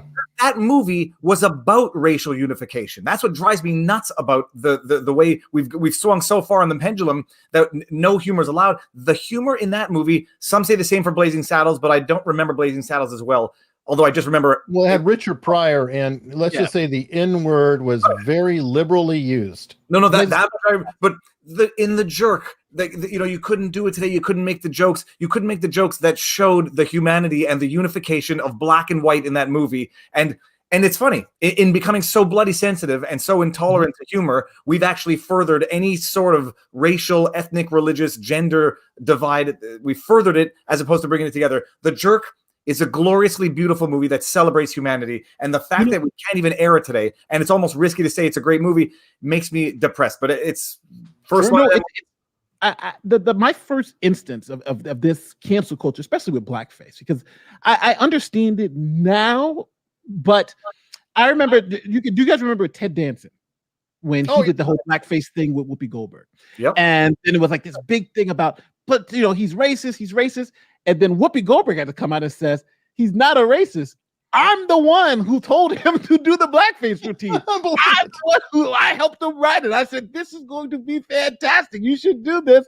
And he did it. And now you're calling him a racist. This is my boyfriend. Of course we thought about it. And it just makes you think now. It's almost like, I understand, and this is the reason why I do understand what the conservatives talk about government oppression, because we're getting to the point where it's almost like we other people are going to impress our speech or make our speech so vile that anything that we say, even in jest, even without malintent, even without anything, the fact that you say it is going to get some huge sanction. So it is like almost 1984, right? Where you have to be so technical and can make no mistakes. We're not perfect people, and I think nowadays we're held up to the standard. Like, and I hate to go back to Gina Carano, but where you can try to get a message out, and even though you say it imperfectly, that loses your job. This is not the world we want to live in. Even worse. It's worse than that, Nate, because we now have banks that are canceling people. Right. So we've gone beyond people not being able to express themselves on Twitter and Facebook to literally potentially being thrown out of your financial institution and not being able to cash a check, not being able to feed a family. This is a very real, dire thing. No, and not just that, but it's we've talked about this, but it's been weaponized to the point where it is only exploited for political retribution. So the Ted Dansons survive their scandals. The Governor Norfolk survives his scandal. Justin Trudeau survives his scandal. Sarah Silverman survives her scandal. But the other people don't survive their scandal. Gina doesn't. Robert Downey Jr. Say it again. Robert Downey Jr. Yeah, he barely slid by with Tropic Thunder, and and the thing is, he was excellent in it. I mean, it was like that whole part was mocking people taking advantage of it or trying to experience. I mean, doing blackface. The whole point of the whole movie was mocking blackface, and he did the. It's like what he was mocking people who did do it, though. I don't remember. Yes, exactly. I remember one thing. I remember not liking Tropic Thunder at the time, but I remember the controversy being making fun of mental issues, not Robert Downey at the time. I think that only came out afterwards when the one issue was no longer at the focal point of American politics. But Gilbert Gottfried, by the way, for anybody who doesn't know Gilbert Gottfried, I knew him growing up from his voiceovers. He's the filthiest stand-up comic. He says things, and I on the roasts, and I really appreciated what is his filthy. But for God's sake, if you don't like filthy humor, don't watch it. His voice hurts my ears. That's the only issue I have with him. I mean, his comedy's fine. His voice just irritates me. Oh, no, his comedy's fine. His comedy is as well. It's caustic. I mean, he is a cringe-worthy, comic. I mean, actually, roasts in general, I don't care for because I feel like they're too mean. Oh yeah, no, should they happen? Absolutely, but I just roast. He only got into the roast because of his filthy stand-up. His stand-up was filthy. Who's the other roaster? Italian woman, the filthiest roaster, and she's no, Lisa Lampanelli. Yeah, she quit. She's a life coach now. Yep. Oh, she quit. Yeah, she's a life coach now. You didn't know that? She quit. She quit comedy. Cut her hair, dyed her hair blue. She lost a whole bunch of weight, I remember. She did lose a lot of weight, but and here's another guy I do like, Bill Burr. Bill Burr's good. Yeah. Bill Burr's good, but I will say Bill Burr, well, he's kind of genuinely a prick. Like it's just, and I'm not talking about his comedy's hilarious when he's doing it, but he'll go on shows sometimes with his peers and there's a little edge to him sometimes. I think he's just a moody bastard. And like Theo Vaughn, poor Theo Vaughn was just beat to death by him. Ethan Klein got beat up pretty well by him. Bill Burr is somebody that he doesn't suffer fools, shall we say. Like I'd be terrified to have him on because I'd probably say something stupid in his mind. I forget recent things that I've seen with Bill Burr, but no, there's a bunch of good ones. I like. He's great. Well, he's not like Patrice. Patrice was that way too. Patrice would just shred people. including Bill. It was Jim Gaffigan. Okay, Jim Gaffigan went on the Trump tirade, but his humor was up until that time the actual funny non-political humor. Right. How times have changed. I think you can, but I do think you could do political humor. I just think, sure. like, if somebody's a left wing does it, it's fine. I just think now They're funny. I think what we're missing now in the whole culture wars issue is the intent to harm. Because just like with everything, if someone says something, it doesn't have the intent to harm you or the intent to do, and says something wrong. It's like a lot of like one time I remember when I was in law school, I misgendered someone. Right, the person looked like woman, and I said miss. It was like, no. Hey, speaking of that, Saturday Night Live misgendered an entire character for years called Pat. Oh, but it was like a total thing. You're misgendered. You have to learn, be educated. But at no time did I intend to do it. It was a mistake, and I would suspect that we're all human. We all make mistakes. I didn't know. It's not like you're wearing a sign that says don't call me miss, call me man. I just didn't know. And I think that's the problem that we run into now, is that we attribute malice to any indiscretion instead of trying to figure out, well, is this person mean to be mean, or is this person just did they make a mistake? I know. And speaking of Jason Carswell's comment here, my kid was at a friend's house and came back with a Dennis Rodman mask. Oh, cool. It's cool. I think, but we're in a climate now where I'm not sure that can be worn. It's a Dennis Rodman rubber mask. It's actually it's almost scary because it sort of looks almost too realistic, but just odd enough, like, because it's a rubber mask, but like you can't wear that. I mean, and Dennis Rodman himself, though, it's like you get into the cultural appropriation, all that BS. Dennis Rodman himself has appropriated from so many different directions. I don't even know what he is anymore. He is an interesting individual. All that I know is that I remember the Halloween story of a little girl who dressed up like her favorite soccer player. I forget what the guy's name was, but he had dark skin and had black curly. Pele? And she got say it again? Might have been Pele. No, it wasn't Pele. If anyone knows, but kid wore the costume was great. It looked like her idol. And she got lambasted on social media, and her mother got, harassed as well, because it's apparently we live in a world now where if you want to dress up if you idolize someone who's actually of a different race, in order to dress up like them, you just have to wear a soccer jersey and tell everybody who you are. It was Doc McStuffins was another one, like where we Halloween costume discussions, like, if we're going to dress up like Doc McStuffins, how is anyone going to know if you're Doc McStuffins unless you go for, try to look like Doc McStuffins? This is like the dangerous world that you live in. Or the Chinese dress. The woman, the young bride who wore a Chinese inspired wedding dress. Was lambasted. But that's what I'm saying. That this it makes no sense. It's the most frustrating thing, especially like living in a place like New York, where it's so frustrating because, like, things like that, like they talk about integration here. And one of the beautiful things is to have these cultural differences in the show. Like when you see children dressed up as their favorite celebrities, or they're or like you're saying, like a Doc McStuffins. I think that brings us closer together. That person's not seeing race. That person's seeing the person behind them, saying, I want to emulate that person, not because they're black. And now to say, well, you can't. Just imagine having that conversation with your child. Well, you can't dress up as that character because they're black and you're not black. You've just now separated them even more. Okay, well, there's a difference between me and that person. Instead of saying, well, it's okay, maybe having a conversation about, what their experiences were. But I wouldn't say it's funny, because I remember growing up. I remember when I was going to school, people were dressing up as Michael Jackson. Michael Jackson was a big one, where everybody would black face and do the Michael Jackson thing. But now that is unacceptable, except if you're black.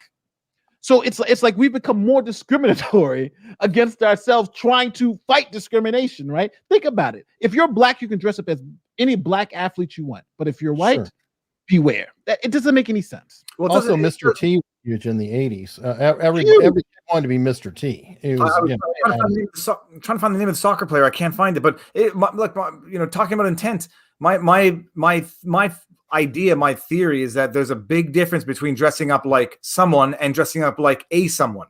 And It goes to the intent. It goes to, Sure. are you dressing up like someone because you idolize them and because it's a festive occasion in which this is the essence of the festivity, versus are you dressing up like someone to mock general attributes, or are you dressing up like someone specifically to make fun of them specifically? Well, again, though, it depends again on intent, because you could dress up because you love that culture so much.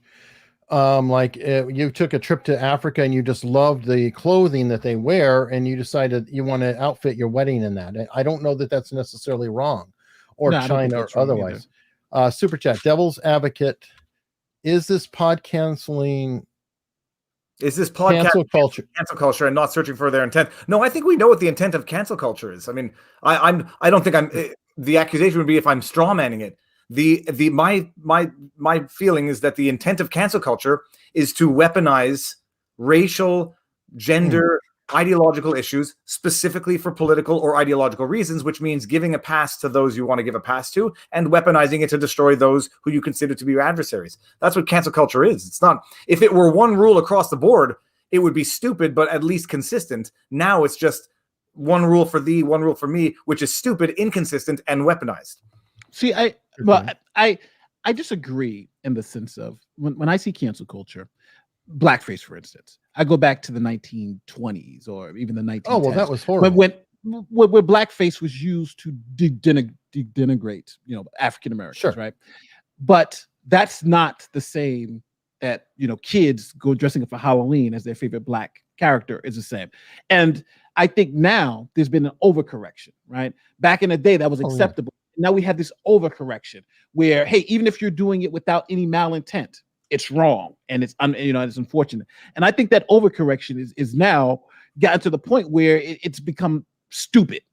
And I think now, and I think what Viva's saying, I believe it's true. I believe it's now being even weaponized more against one political side. If you're conservative, you have to be even more careful than a liberal does. I agree with that 200%. But I think this is actually started like with even Me Too. It started as an overcorrection. Believe all women, even if they're lying, right? It just becomes a point where you feel like, well, we want to help these people who we felt were oppressed unfairly in the past by giving them extra protections and being more sensitive to their plights now, even though the error and everything we're talking about is different. And I think until we now correct the overcorrection, we're still going to be living in this world where Gina Carano could say something but she's conservative and gets fired, where Pedro Pascal could say almost the identical same thing and keep his job. That's where somebody has a good cheeky point about this, though. Tough being restricted to emulating only white sports stars unless you like tennis or swimming. Look, every sport has a good hockey. Mix. You got hockey up there. And I want to hear from you, Canadian. Mo Salah. Thank you, STF. No, but Nate, the thing is, the overcorrection, even with it is, there's not the overcorrection until it gets weaponized. The believe all victims was a principle, and then it got weaponized when it was believe Christine Blasey Ford, but don't believe Tara Reid, and that's when it gets weaponized for political purposes, and that's when you have to devalue the currency. I don't even want to go into believe all victims. I would rather go into the Reagan trust but verify. And that's the problem I have, is that, like, right now it's like if there's any whiff of it. I mean, who just got fired from CCA and dropped from everybody? I know Marilyn Manson got dropped. Yeah, Marilyn Manson's getting caught. But somebody else just got dropped. Shia LaBeouf just got dropped from CCA. But it's like, what is Shia LaBeouf do? As soon as the charges come out, it's like agent's gone, this is gone, that's gone.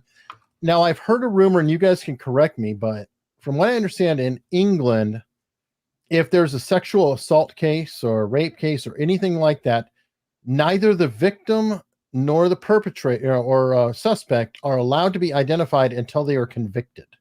Well, which I think would be good. It's a rape shield law.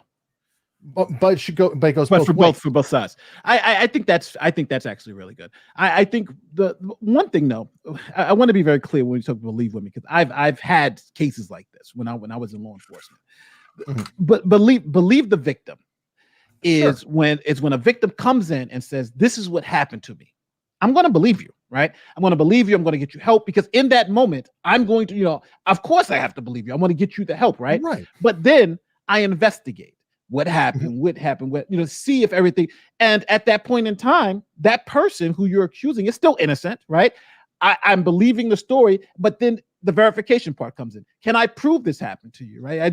That's what I'm going to. For instance, the story in the New York Times that's going to be coming out, I think, next month is about that. Is about the DA having this information, but not believing the story just wasn't good enough to take the trial. So it wasn't that she wasn't believed. And I think that's what people want to say. Of course, if somebody comes forward, and back in the day, yeah, they would come forward to the police and they weren't believed by the police. That's different. Which is horrible. The accused, there's a movie about that, Jodie Foster. She was gang raped, and of course there was all the slut shaming and all, that she asked for it. You're right. It was horrible. I am never going to say, oh, it used to be great. My issue is that it's now accuse, punish, then go to trial. Well, we really need to let this get settled before the actions take place. Well, look at the Duke Lacrosse. Well, that's Johnny Depp or Johnny. Yes. No, but it's because there's been a mixing of forms which have different standards of evidentiary proof. When things are tried in court, they follow their own process and they follow their own thresholds of evidence and proof. Social media is a far different beast, and so the issue now is that fights which had typically been duked out in courts or been resolved by the courts, well, a lot of people are bypassing the courts and just going straight to social media, which has consequences which can be even more serious than court consequences. It's like John Ronson's book is all about. So you've been publicly shamed, and no, they're obviously you listen to complaints and complainants in the sense that you take them seriously and you investigate. And then if it lacks credibility, then the police make a decision, and then the whole weaponizing of other stuff in there in terms of when the defense comes in and says the victims were asking for it, that's another war for people. No, that's evil. Yeah, that's wrong. When it comes to social media, there's it's the accusation is the weapon, and also, I mean, the threshold for what counts as what would never satisfy as a criminal issue, but a social media criminal issue is a totally different thing, and the sanctions are almost even worse. But it's Johnny. Oh, sorry. Go ahead. No, I was saying, and there's no acquittal, right? If like a lot of times, like I know the guy from the Tawana Broadly, what happened with Al Sharpton, where it was a whole fake story. He was totally acquitted. He was totally not guilty. But now, even till today, he still has to go with people believing that he did this horrible crime because it was said and people believe it. And now, right. Even when and it's a shame because like you're saying, because he was put out there, because so many people believe it, he can never get away from it. And I think forever. And it's just that's wrong. And he's totally innocent. He's totally innocent, So oh yeah. Oh, but Sharpton, he's fine. Oh yeah. That guy's made so much. And this is another, if you can pull up Searly Arnold's comment here, my family members who are teachers live in fear of even an accusation of any sexual impropriety. Oh God, yeah. I mean, especially being a male teacher.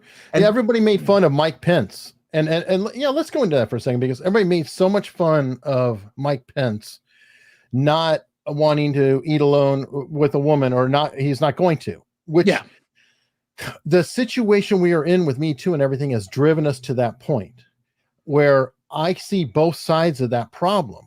It's a problem for him in the sense that he can't do that. My solution would be I wouldn't eat alone with anybody to just cover myself.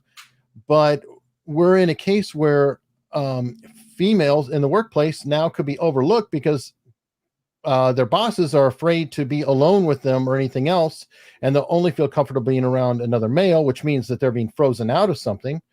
At the same token, they are at risk if they do it. So there's a lot of problems. Like I work in a networking type of world, right? What if you have to drive all day alone with one other person to go do some work at a job? Some supervisors would be afraid to take a subordinate who's a female lest they get accused of it. But if they do that, they're now harming the professional development of their subordinate who's a female. So there's some real problems with all this. Well, when I was teaching at the law school, that was one of the first things they told us as professors. They were like, well, number one, mixed gender, don't never close your door for someone mixed gender, right? So in other words, if I'm a male and it's a woman, and she wants to have a conversation about her grades or something, I can't close the door because I need witnesses to say nothing happened inside there. That's crazy. But if it's a male, I can do that. But which is kind of wrong, is what I'm saying in of itself. No, you're right. You're now right. There's this extra. Because I can't have that candid conversation because now I can't say things I'd want to say with the door open because, you know, like, hey, this is the way you're performing. This is the problem that you're having. Your grades aren't, or this, you know, I can do that in one context, but then I have to kind of be sneaky and not really say it, but really say it, making sure nobody hears it. And I think but the issue is that they were afraid that somebody would close the door, somebody go inside there. He grabbed my butt. He did this, you know, but so what my suggestion was keep the door open for everybody. Right. You know? I think that's the only answer. Yeah, keep the door open for everybody. But the problem, I think the problem goes into this is that we have to understand accusations are just that. They're just accusations. And until you can prove it, you never want to get the problem is that we don't want to give too much credit to people just saying something and people being found guilty of it because anybody, and we know people lie. I've been involved in cases where women unfortunately have lied about being sexually assaulted, right? It just happens, and it's for various reasons, right? One of the cases that I had early with my career was a basketball star, and he went to a party, and unfortunately the young lady at the party liked him and wanted to have sex with him, but his girlfriend found out. So instead of her saying that, you know, she had fun, she said, I was blanked. Come to find out, they happened to record it, and she was the one saying that she wanted to do it, right? So And without that evidence, this guy could have gone to jail, you know. So when you're a little bit more skeptical and you say, well, believe the person, believe the allegation, investigate, and if you find out they're BS, there should be some penalty. But then you have the back end of it. What about the women? And in this case, what about the women who now are afraid to come forward because they'll feel like, hey, I could be prosecuted if they can't verify my story. So there is this balance, and I know here in New York, they generally don't prosecute people who lie, but unfortunately, there has to be some give and take. Do you want more people to come forward, or do you allow the liar to destroy this person's life and then get away with it? Well, that's what I'm saying. I'm even saying it's kind of hard on that whole believe me front. My thing is, if a charge takes place of any kind, take it seriously, of course, and give it the proper recourse. Not even the term believe. It's like, I believe all sides, you know, just by default. So I would just rather say, I take it seriously.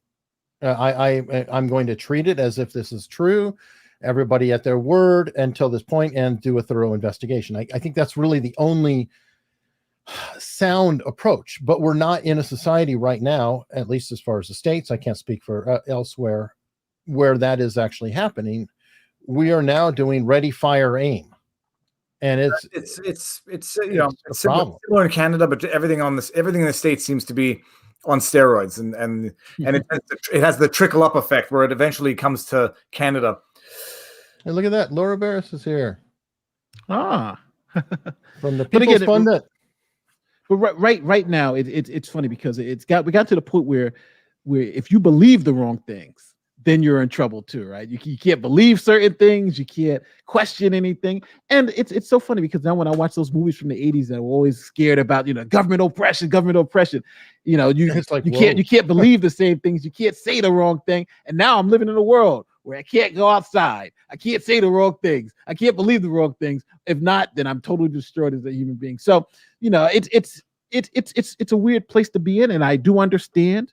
But I think the only way we can get through this is by challenging it, you know, because as long as we stay silent, then we allow the oppression to continue until it has to be challenged. So, if the craziest thing in the world is that, you know, first of all, how reflexes using the term crazy to describe a situation people have taken issue with. Yes. Oh yeah, yeah. That's a very ableist comment of you there, David. No. This is so. I'm so glad you reminded me of this now.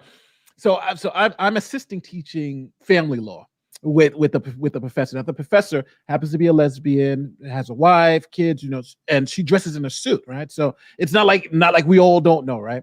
So she's giving a talk, and we were talking about Native Americans, and so she was like the Indian blah blah blah act, right? The name of the act was the Indian something act. So right after class, the students had like this big blow up. So the next class, we had, you know, the student representative come up. Oh, we feel that you're talking about You called them Indians. They are Native Americans. This is wrong. You know, you should know better. Like, one question: how many of those students griping were Native Americans? We had a Native American in the class. So, I'm sure they were griping. Native Americans stood up and said, "I think the term Native American is offensive.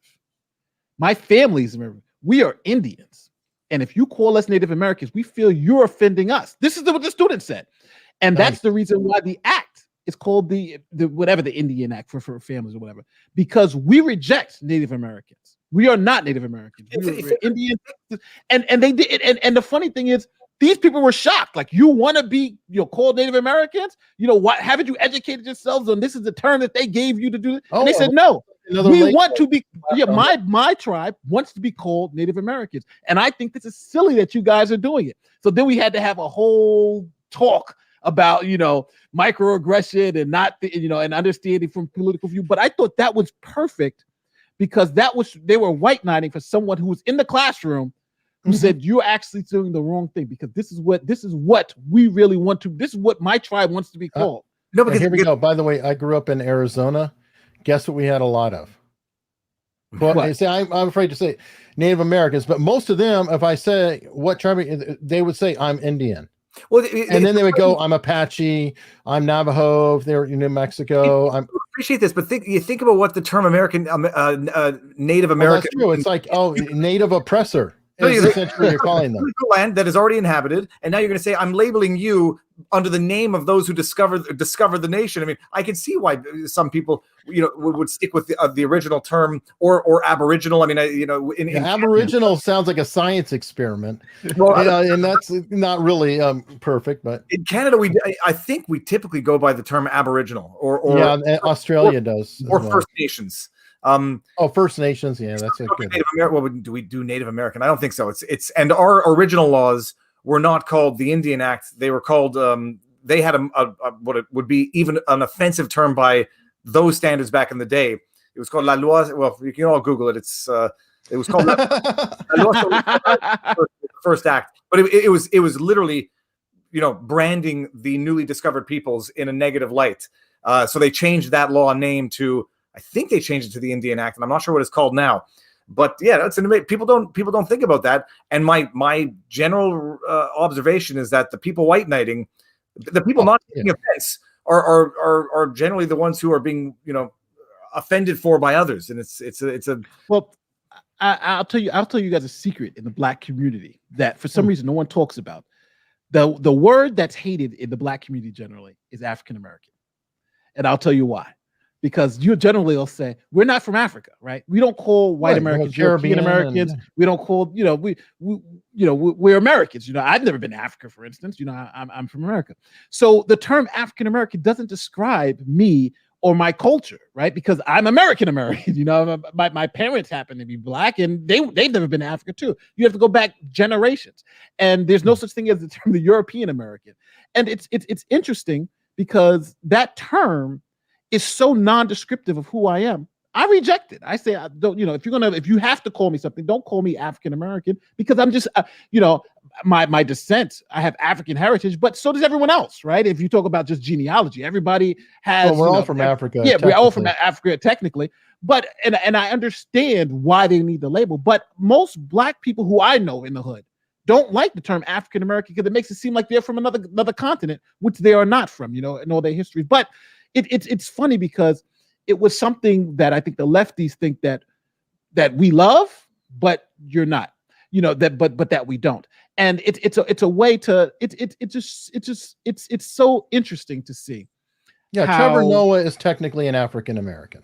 Yeah, Trevor. My wife is an African American because she's from Africa and she's an American. But it's interesting how the labels that they put upon us to try to make us feel less separated are the terms or the labels that separate us even more in the terms of Native Americans and African Americans. Because it was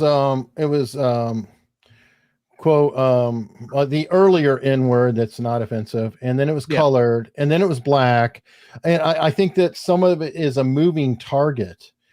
And like, I don't know if you've noticed NPR, I feel like does this where they'll say, I grew up and the word was Iran, but now you listen to Iran. And they're always changing up the way certain words are said, and you feel like, what is this? The overeducated class is always kind of trying to stay ahead. So as soon as I get used to saying the word one way, then it's like Gaddafi was one, is Gaddafi, and then became Gaddafi, and that like all these other terms. And no, you've never moving target move. You've never been called into comfortable. You've never been called into a meeting with your boss because you can't say a student's name. It's like all these constants. I'm like, I can't pronounce their name right, and they're like, oh, well, why can't you pronounce his name right? I'm like, you pronounce it right. They can't pronounce it. I'm like, so why am I in here? It's not my job to pronounce it, Nate. Yeah. You are the teacher. You're the professor. Like I can't. I'm sorry, BMBBM. I don't know how to pronounce that. And they say my name is John. Okay, John, I can take, but I don't. My dialect has not introduced me to saying these consonants together. I just don't know. So it is. I think that it's only a tendency of people. If everybody wants to look for something to be offended about, they'll find it. Yeah. Pronouncing Latin. I always thought African American. I also thought was weird, especially because there are other areas where Black people come from. A lot of Caribbean. Yes. Caribbean. You've got Haiti. You've got Jamaica. You've got. And then you can say like, okay, I take issue with black and white because Black people aren't black and white people aren't white. Like beige and whatever. It is. I've never, but for certain specific words or certain certain words that would otherwise be innocuous under specific circumstances. For God's sake, when you're describing someone, and I'm having these discussions, we're like with politically correct people, and we're just kind of, what's the person look like? And they'll tell me everything about the person except for the most obvious features. Like it becomes a source of not just division, like I forgot her name. I know her last name, Laura Barris. Laura Barris. Yeah, no, Laura. No, I just remember I lost her first name for a second. It becomes not just a source of division; it becomes a source of screwing with effective communication. Mm-hmm. Oh, that happened to me with a client. Somebody like there was a potential client that I was going to meet, right? So I'm like, all right, I'm like, so they gave me the name of the person. So I'm like, all right, so we're the person. They tell me, this is about the person. I don't know if the person's white, black, whatever. So now I'm sitting there and I see all these people walking by. I'm like, I'm trying to get more information. I'm like, all right, so just tell me, what's the person's race? Just tell me, who am I looking for? They're like, oh, it's a white guy. I'm like, why can't you say that before? Why I got to figure it out on the fly here? I don't know what else has got. So, okay, but it happens because people are just so afraid to say, he happens to be a white guy, he happens to be black, he happens to be Asian. Of course, I need something more than just, go meet John. Who's John? Especially contextually, if you're looking for one person who has an identifiably different feature than the entire other group. Oh yeah, he's got the giant nose, or is not as tall as others. I had a friend when I was in the Army. It was so funny. He, let's just say he was of a stature that was not high, and he would say, "I hate it." He goes, "What people don't walk up to you and say how they always say how tall are you?" He goes, "They walk up to me and say how short are you?" That drives me crazy. Da da da da da. And then he goes, I'm not short, I'm just not as tall. And I'm like, okay, Cartman. Okay, let me see. Oh, here we go. Steel Trap wants to recommend. Yeah, George Carlin That's good, yeah. Was always one of my favorite comedians. I feel like he got to be kind of a bitter old man in the end, though, and he just started to sort of rant more than do comedy. But I did love him, especially when it says there's a club and you're not in it, right? That was his. Oh, there was a ton of them. Baseball, football, 7 Dirty Words. No, but there was one particular where he was talking about place for my stuff. Oh, all of his political stuff. He's very, very. Carlin would be censored and thrown off now. Oh yeah, he'd be totally big time.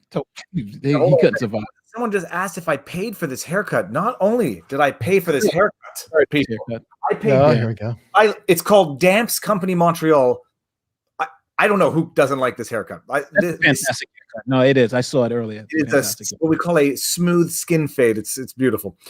Someone asked, did I ever get this when I was a cop about the whole thing? Yes, I had a person robbed one time by black children, and the person refused to tell us if they were black or not because they didn't want us to think they were racist. So we're like, who took your stuff? It was kids. What did the kids look like? They had this on. They had this on. Where were they at? Did they look like me or did they look like him? It was like pulling teeth, because we were trying to ask it in so many different ways. We're like, what do they look like? They look like children. Like, no. What persuasion were these children? The person did not want to say male and female. Male children. All right. So, and then eventually said they're black. And the funny because the person like, they're black. I'm like, you scream that out. That's what we got people out here looking for black children now. You know what I'm saying? This is crazy. Just tell us who they are. And they happen not to be children. They happen to be well, they were 18, I think 20. But it was just weird because it was just like, it's okay. It's okay to point out someone's race. It's not a bad thing. Okay, Laura, you're right. Do not assume their gender, Eric. No, I've learned that I don't assume any gender anymore. It's funny because that is a good question. How can you teach, dude? I mean, honestly, when I taught, it was one thing is that they give you now the diversity classes. It's funny because they teach black people how to treat black people, right? So that's one of the things I got to sit through. I got to sit through how to treat other black people as a black person. Okay. Yeah, it's amazing stuff. But that's meta. But in teaching, because I was at a very, very left-wing liberal school, right? It was super left-wing. You go into it's one of the weirdest things about being in a super left-wing school is that when you go to the bathroom, because they're all gender neutral bathrooms, it's just the weirdest thing to go, peeing in a urinal and then having, women walk past you in the back, and it's like, what's going on here? Because it's just a weird. It's just like I'm not saying it's not natural. It's just I'm just not being used to it. It's just having men and women use the same bathrooms. It just I don't know. It's just something that you'd have to be up on. But in teaching, look, I have enough trouble if a guy's one stall over from me. It's like, dude, there's a reason there's space between these stalls here. Come on, right behind you. Don't talk to me. Hello, Professor Broady. I'm like, hey, how you doing? I gotta tell you, I don't know if I was so old school. It was cool before it was cool. Just one bathroom.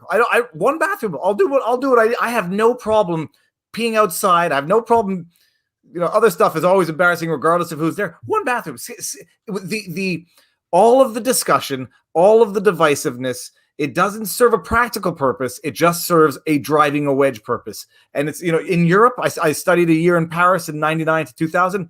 They don't care. It would be one gender bathrooms and it avoids a discussion. And by and large, you're adults. If you're a kid, go with your parents. It's, it is just divisive rhetoric for the purposes of creating stuff to talk about and fight over. Well, but Laura brings up a good point. If a dude walks into a bathroom, my little girl's in the bathroom, I will be serving jail time. Well, but this is true. This is within the framework of having gender divided bathrooms. If culturally, more like European culture, you had less of an issue of just bathrooms were just have multiple stalls and people go in. It would just be a different expectation. It's when there's labels on the doors, and then when someone ostensibly is not adhering to those labels, then that triggers certain reactions. Or just have single holers with a door and call it a day. No, I saw. Oh my gosh, I saw in I forget where it was. It was a hole in the ground, and for number twos, people have to have a certain consistency to get it into the hole entirely. It was messy. Well, that is common in an Asian culture. I'm trying to figure out where I don't remember if it's a memory that I have from when we went to Egypt when I was 13. I remember it being in Paris. But it was a bathroom that it was very unpleasant. The memory is fresh enough that it couldn't have been when I was 13. But yep. Teaching nowadays, I think it's interesting because they like I've been told, especially in law, one of the main things I had to do at the beginning of every semester is explain to students that their biases and their cancel culture does not work in courtrooms, right? You can't go into a court and tell a judge, don't say the word crazy house because it's offensive. You know why? Because you're not helping your client. You're helping yourself at that point. You're pushing a narrative. And that was one of the things I had to try to get out of students is that all this thing is great on Twitter, right? You can't say this word, can't say this word. But I'm going to say the words that are in the case. So if they use the N-word in the case, I'm going to say that. And the reason why is because you have to understand that's how the law is. The law is about facts and is about this. And another thing that I had to also get my students to understand is that there are arguments. When there are good arguments on both sides, you have to acknowledge them and don't pretend that they are not legitimate. For instance, the argument against abortion. I had to at the day one, I have to go and show students, okay, who here believes abortion is legal? Right. Who here says they're going to follow the Constitution? Here's the Constitution. Show me in there where you have the right to an abortion. It doesn't say that in there. To show them that the people on the right don't have a crazy argument. Their argument is, if it's not in here, it shouldn't, we can't just add it, That's not a crazy argument. Understand you're trying to defeat their argument, not just say that their argument means nothing. That's what the practice of law is. And that's the interesting thing about teaching law, is because you do have a little bit more license to overcome these cultural biases. Because if you're trying to practice law, when you're in a courtroom, I've been yelled at by a judge before. When you're in a courtroom, you can't tell the judge, I find it offensive for you to say that word. You know why? Because that judge may kick you out, and it's just going to harm your client. So you have to understand, you have to live in a box, because it's about your client. It's about getting the best result for them. It's not about your own personal, I can't use this word. Well, it's also for the record, isn't it? I mean, if something was actually stated, this is for the record. It's not you're not repeating it for the purpose of offending or anything else. You're saying such and such was said at this time to fill in the blank. But I've had to go over cases where there's some of the most vile language in the case, right? It's calling gays something, it's calling women this, it's calling this, and people, we can't say those words. No, I tell them I have to say those words. Why? Because that's the only way you're going to really understand what's going on. If I'm now censoring it, so you can get the bells and whistles of things that are light and fluffy, that's not going to allow you to, when you have to read the case and you see these things, you're not shocked. You have to be able to give trigger warnings before your class? Do you have safe spaces for them? And so, for some cases, I do say, we're going to use some harsh language. If you're not acceptable, read the case on your own and don't listen to me. But here we're going to use the words that the court uses: crazy, insane, delusional. We're going to use those words. If they do trigger you, I'm sorry. It just is what it is. What about it's been a while since I heard this, but something about how they couldn't teach rape cases or something because it could trigger people, and so they didn't have to take it on their exam. I don't remember. There was some stuff that came up a few years ago. That's one thing I will say about the law school I was in, that if there were some people who had experiences who said they didn't like it, but this is about learning the law, right? This is about, it's like having a doctor who's going to be a surgeon say, I'm afraid of blood. I can't look at blood, so I'll just avoid blood. No. This is what you're going to be doing. This is what you're going to be seeing. If you can't get through this environment that's conducive for you to learn, and I got to send you to the Coliseum to battle it out, then there's not going to be any hope for you. I'm sending you into a battlefield, and this is where we practice. We practice how we play. If you can't practice, then you can't play. Okay, I got Real Bambuga following from Viva's channel. He always lays out some good ones here. But Nate, if you're warning students that you're going to use the N-word during class, what kind of warning would you call that? How would you describe that? Generally, if it's something like that, because there's even worse stuff than that. I would tell this is my usual. No, I'm not stupid. I'm going to tell them my usual thing is, hey, we're going to use some language that people are going to find offensive, that, and if you can't handle it, I'm sorry. And on top of that, you should have already read that language because it's already in the case the day before, right? It's already in the case. What happens is, for people don't know, in law school, you have to read cases before you come into class and we go over them. So if it says that in the case and you've read it, then we move forward. If you haven't, then so be it. So. All I know is I wouldn't want to be a teacher in today's climate. I know teachers. I have teachers who are friends of our kids, parents of our kids' friends, and I hear the stories. And politics is not just in big law firms. It's not just in Washington. It's in universities, and it is. Oh, it's in your normal jobs. And the risks and the risks and the accusations, everything that is leveled from students to professors to students, the things that go on. No person is an island unto themselves, but sometimes that's the easiest way and probably the only way to avoid certain types of conflict. Yeah, amen to that. Perfect. You know what? On that note, we've boiled the ocean enough for today, I guess. I hear I'm going to go upstairs. There's going to be, speaking of bathroom stuff, there's going to be pee and poo all over the floor. I can hear the dog smearing it around right now. Oh, no. Well, folks, if you like this kind of content, and even if you don't, just do a courtesy subscribe. I don't really care.